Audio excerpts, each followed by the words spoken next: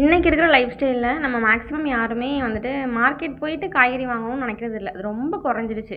எல்லாமே online delivery ஆயிடுச்சு. வீட்டிலேருந்து ஆர்டர் போட்டோம் அப்படின்னா டேரெக்டாக வீடு வந்து சேர்ந்துடும். நானும் இதே மாதிரி தான் பண்ணுவேன். பட் இப்போ கொஞ்சம் அவாய்ட் பண்ணியிருக்கேன். அந்த வெஜிடபிள்ஸ் எல்லாம் வந்துட்டு மார்க்கெட் போய் வாங்கலாம் அப்படின்னு.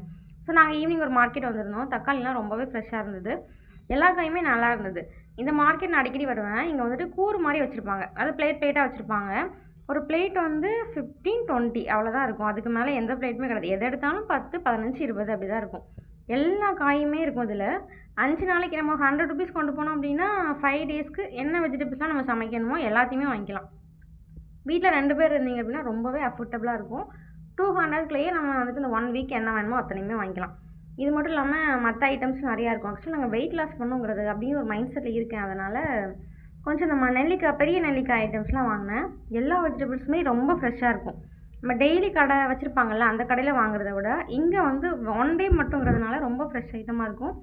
மேக்ஸிமம் நீங்கள் எதுக்கு போகிறது அப்படின்னா அந்த ஸ்நாக்ஸ் ஐட்டம்ஸ்லாம் இருக்குல்ல, அதாவது இந்த கிழங்கு இந்த மாதிரிலாம் சாப்பிடுவோம்ல ஈவினிங் டைமில், இந்த ஐட்டம்லாம் ரொம்ப ஃப்ரெஷ்ஷாகவே இருக்கும். ஸோ அப்படியே சுற்றி பார்த்துட்டு ஒவ்வொரு கடையிலையும் ஒவ்வொன்றும் வாங்கிட்டு அப்படியே டைம் ஆனதுனால நாங்களாம் அப்படி கிளம்பியாச்சு. என் பையன் இங்கே வந்ததுலேருந்து பைக்கை விட்டு இறங்கவே இல்லை.